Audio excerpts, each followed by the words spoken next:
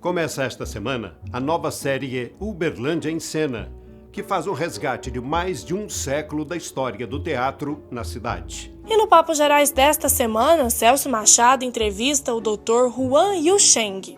Mais história, memória e cultura de nossa cidade. Não saia daí, Uberlândia de ontem e sempre está só começando.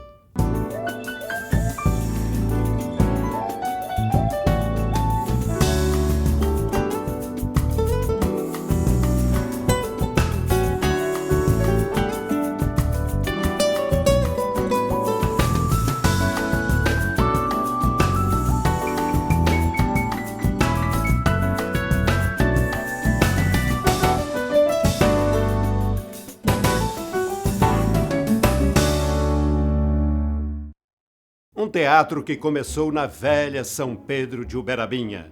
Vamos assistir ao primeiro capítulo da série Uberlândia em Cena. Confira. Em 1907, os circos eram as grandes atrações do interior. Na velha São Pedro de Uberabinha não era diferente. No Picadeiro, os moradores tinham contato com um teatro moldado de alegria e festa. No capítulo de hoje, apresentamos os primeiros registros da formação de grupos de teatro na cidade. Voltamos no tempo do velho Teatro São Pedro, uma viagem que vai de 1900 a 1950.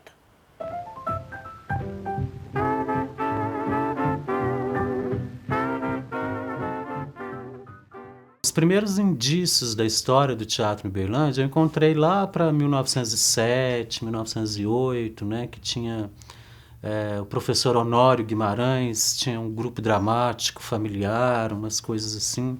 Tinha passagens de grupo circo, de teatro-circo pela cidade.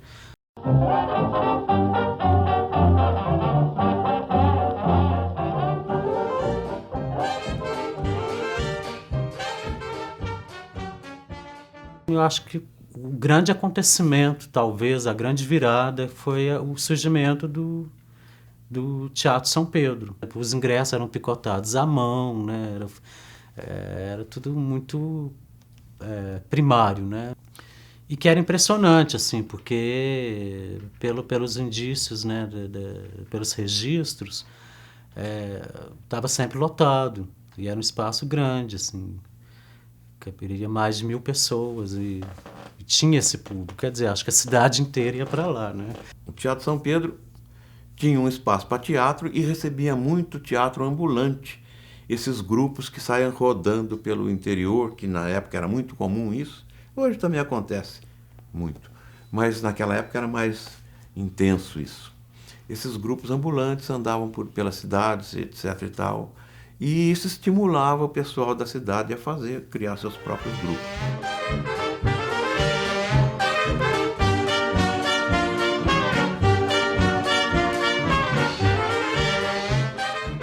Já existiam alguns grupos, né, se movimentando na cidade, além desses circenses que passavam por aqui.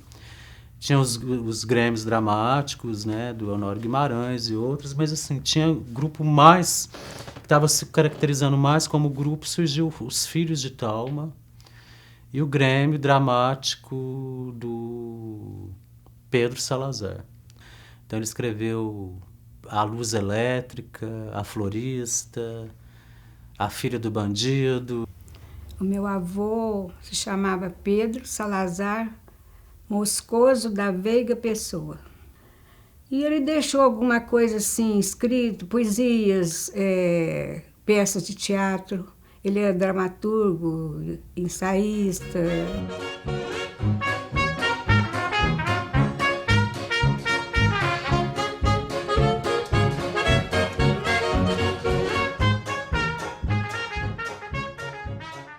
Logo depois que esse teatro é inaugurado, em 1909, foram surgindo outros, né? Aí teve o Cine Teatro Central, que hoje é um cinema desativado, mas é o Cine It, ali na Praça Clarimundo Carneiro. Lá no Teatro Central não existia ainda o cinema sonoro.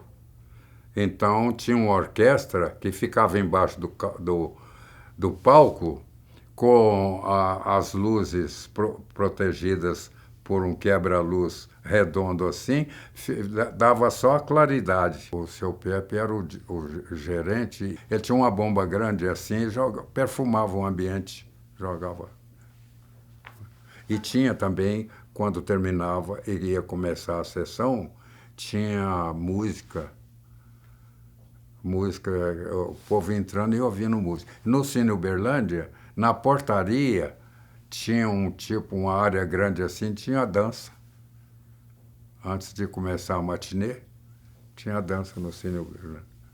Esse começo do século, né, de final da primeira década e atravessando a segunda década, o que marcou foram assim, o surgimento dos espaços e a tentativa de se formar grupos, né? Grupos geralmente alguns voltados para escolas, né? E do ginásio, Erzélade foi uma peça sobre a Revolução. O ator principal era o Zé Pepe junto. E a atriz principal era a Iris Monteiro. Só aluno do ginásio, sobre a Revolução de 30. Eu era dono de um bar, Manuel, eu era o seu Manuel. Eu tomei parte.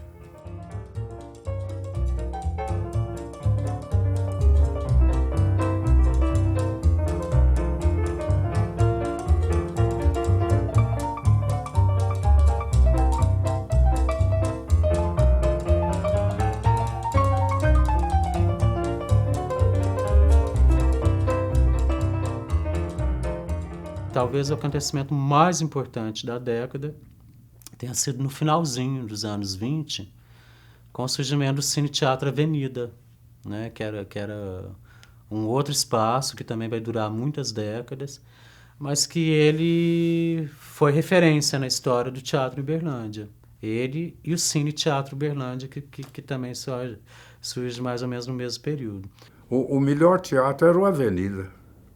Avenida pelo luxo, pela capacidade, pela a instalação do palco, tinha frisa e tinha a efígie do Carlos Gomes, escrita em latim. Inclusive o Grande Otelo tomou parte aí cantando uma canção popular. Ele era requisitado voltar ao palco 2, 3 vezes, porque mais ou menos, a canção era mais ou menos assim.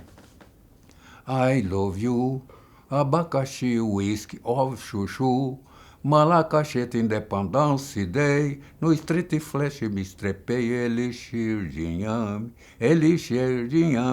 reclame de andaime, mon Paris je t'aime, sorvete de creme, my girl, good night. Isto parece uma canção do Oeste, coisas horríveis do faroeste. Tu tomas meiga com manteiga. O teatro era essa assim.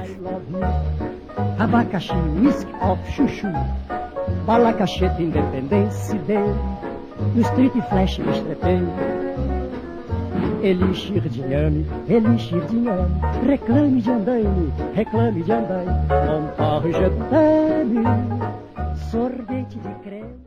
Dos circos às peças encenadas pelos alunos do ginásio e do saudoso Liceu de Uberlândia.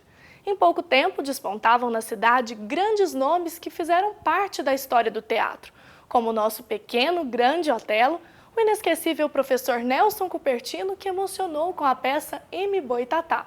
É no próximo bloco.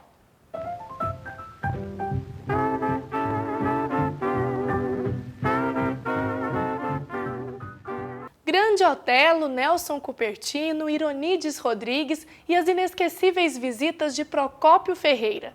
Em meados da década de 30, Uberabinha já respirava o teatro. Era tempo de glamour, era tempo dos cine-teatros e seus artistas inesquecíveis.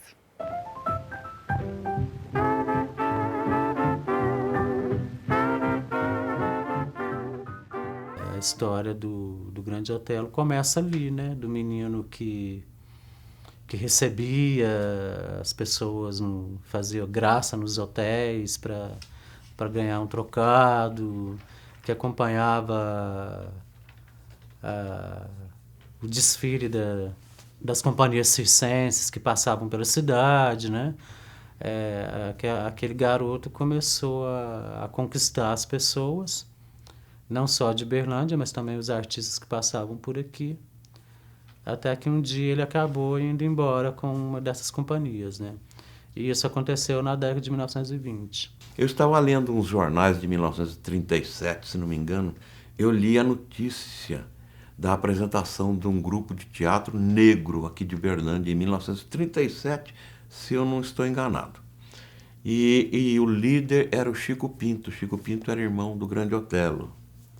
E o Chico Pinto, então, fez esse grupo de teatro negro, em 1937. Depois eu estava lendo o livro do Abdias do Nascimento, que foi um negro muito culto, muito lutador pela raça, né? E ele diz que em 1944 ele fundou no Rio de Janeiro o Teatro Experimental do Negro, que seria então uma instituição pioneira.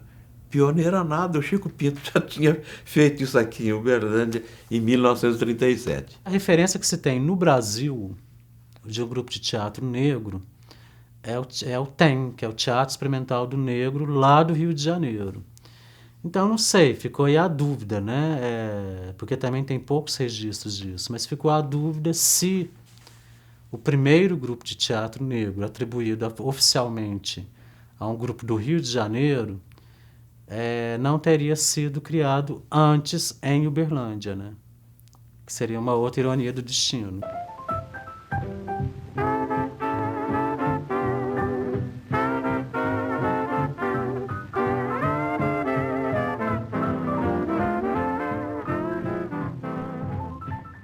Um personagem muito forte, né, nessa década de 30, e talvez pouco reconhecido em Uberlândia, é um sujeito que se chamava Ironides Rodrigues, né? Ele teve a proeza de ser um preto, pobre e filho de uma prostituta numa cidade burguesa e racista, apesar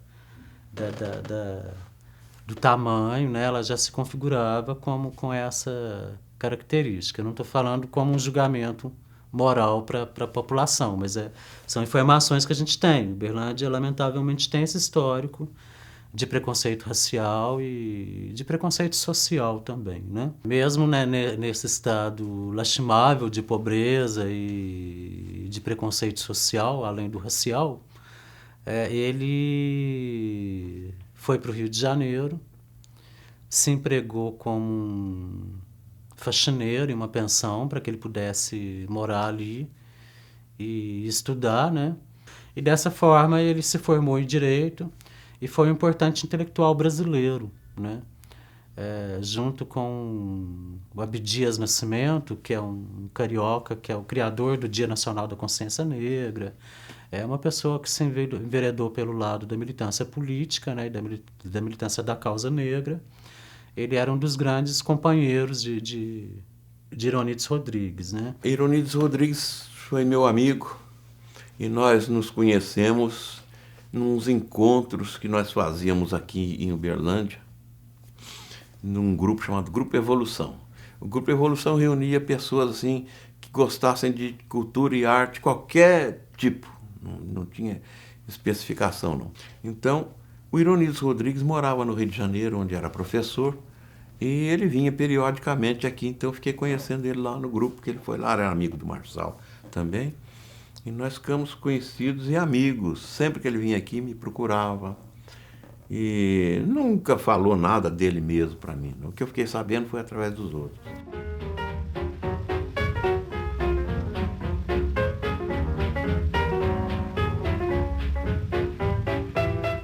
Um outro personagem também importante na década de 30 e que vai atravessar também a década seguinte é o professor Nelson Cupertino, né? Esse cidadão uberlandense, ele deu uma grande contribuição ao teatro local, né? E desde aquele tempo ele escreveu, o professor Nelson, uma peça chamada Mboitatá. E essa peça foi apresentada aqui em Uberlândia muitas vezes. e constituiu-se num sucesso. O M. Boitatá, do Nelson Cupertino, vai ser talvez a primeira peça que vai ser um marco, né? Porque acho que a gente pegar a história do teatro em Uberlândia, a gente vai ver que algumas peças foram marcantes e que estabeleceram divisões, né? Nessa história, né? Que mudaram etapas, né? A partir de algumas montagens. Acho que a M. Boitatá foi uma delas.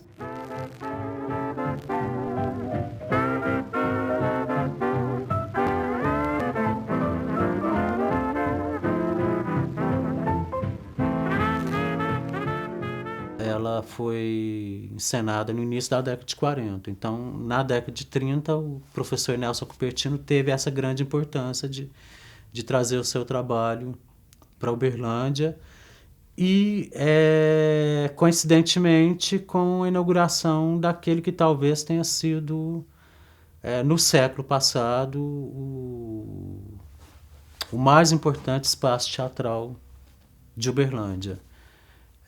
Considerando também que com foco em cinema, né, que as casas se juntavam às duas atividades, que é o Cine Teatro Uberlândia.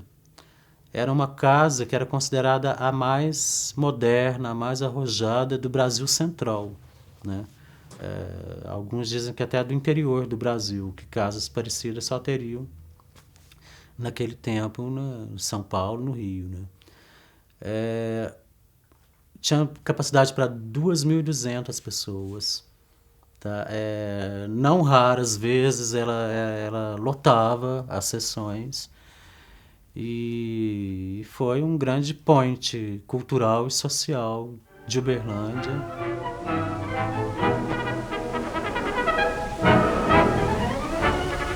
O filme sensacional que constitui a grande atração nas maiores capitais aí logo após para a vasta e confortável sala de exibições do Cine Teatro Uberlândia.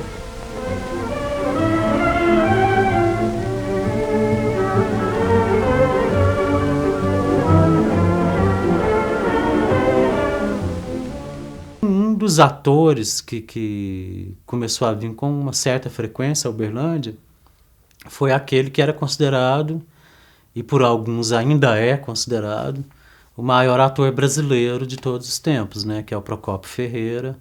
Um grande ator, né? Se bem o mais famoso da época, né? Ele com a filha dele, a Bibi.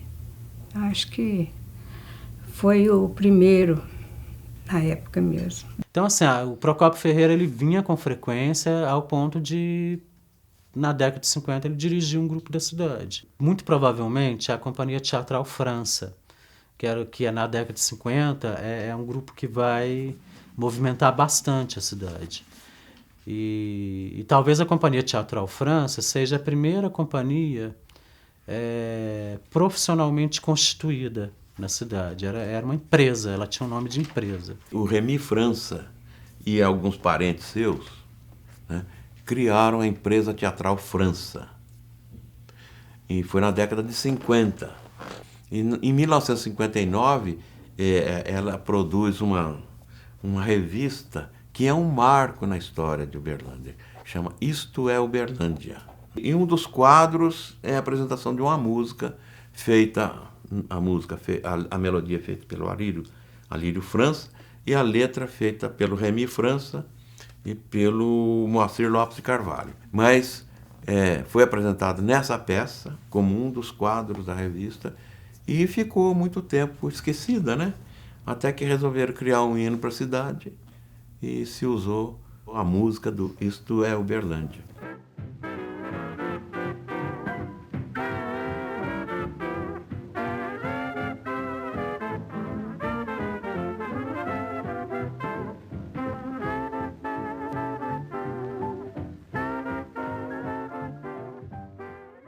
Encerramos hoje na década de 50. No capítulo seguinte, vamos falar sobre os desafios da arte e do teatro nas décadas de 60 e 70, período de censura na ditadura militar e também da criação do Grupo de Teatro Sesc. Uberlândia em Cena continua na próxima semana.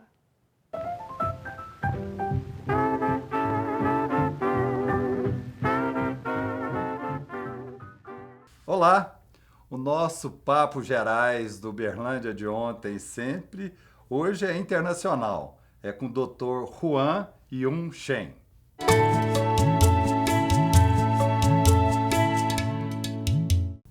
Dr. Juan, o senhor nasceu aonde?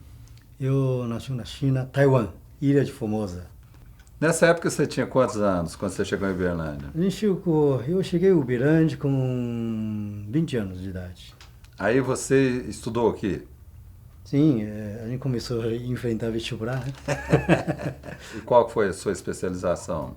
Eu especializei em ortopedia, traumatologia, né? Mas desde 14 anos de idade eu fui obrigado pelo meu pai a estudar medicina chinesa. Que no mundo oriental é tradição o filho mais velho seguir carreira de pai. Meu pai, além de ser cientista, ele também ele é médico na área de medicina chinesa e especialista em acupuntura. Só que meu pai, como cientista, ele é muito polêmico, porque ele viu a acupuntura como uma ciência e não como simplesmente uma prática. E assim, quando meu pai começa a estudar acupuntura, ele teve uma visão e prática diferente em relação de outros profissionais. E assim faz com que ele destacou muito. E aí ele queria que o filho seguia o mesmo caminho. Eu tinha 14 anos de idade, não queria saber de nada de acupuntura, só que naquela época praticava arte marcial, né? Kung Fu.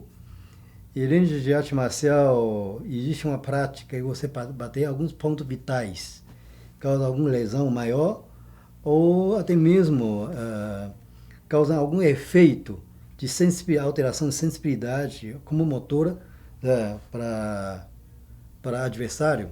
Então, quando eu fui estudar acupuntura, inicialmente foi a intenção de aprender esse ponto para poder entrar em combate. E assim, meu pai soube me levar e acaba, assim, me apaixonando pela acupuntura. E hoje eu pratico duas medicinas, né? Porque a acupuntura em si, ele tem que fazer em cima de medicina chinesa. Em medicina chinesa tem uma visão holística. Em medicina ocidental, muitas vezes, ele vê patologia, mas medicina oriental sabe que a doença é uma consequência de vários fatores. Ele trata o homem e tratar todos os fatores que influenciam a formação de doença. Esse é um ponto de vista bastante interessante, me contribuiu muito na minha formação até hoje, na minha prática de medicina. E você trouxe inovações para a medicina aqui em Uberlândia? Alguma coisa assim. Por exemplo, eu especializei em posturologia, a manipulação vertebral médica, porque nos Estados Unidos, a manipulação vertebral, a quiropraxia, é uma prática médica. E é muito difícil uma pessoa que não tem um ponto de vista biomecânico, como uma compreensão profunda em relação de anatomia funcional, pratica essa parte de manipulação vertebral e muitas vezes causa algumas lesões. Meu interesse pela manipulação vertebral, porque eu fui lesado. Uma vez que eu estava com torcicolo, um amigo, como irmão, e fez manipulação em mim, lesou, rompeu o meu ligamento. Eu tenho dor cervical, dor de pescoço, crônica, que quando eu fui especializar essa área, meu professor falou que não tem mais jeito, porque foi romper o ligamento, uma cicatrização, ele causa dor crônica, entendeu? Então, meu interesse pela manipulação vertebral, porque eu fui vítima disso, de uma prática errada de manipulação. Então, na época, quando estudei manipulação vertebral, devido ao meu professor ter um perfil muito parecido comigo, inúmeras vezes ele terminou o curso, fica até horas comigo para esclarecer assim, detalhes, né? Me ensinar de uma forma bem profunda sobre essa questão de biomecânica em relação de como tratar isso.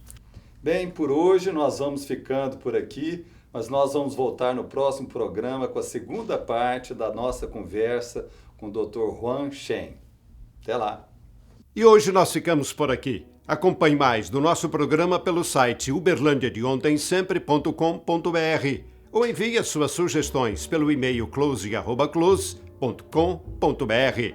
E até o próximo programa, se Deus quiser.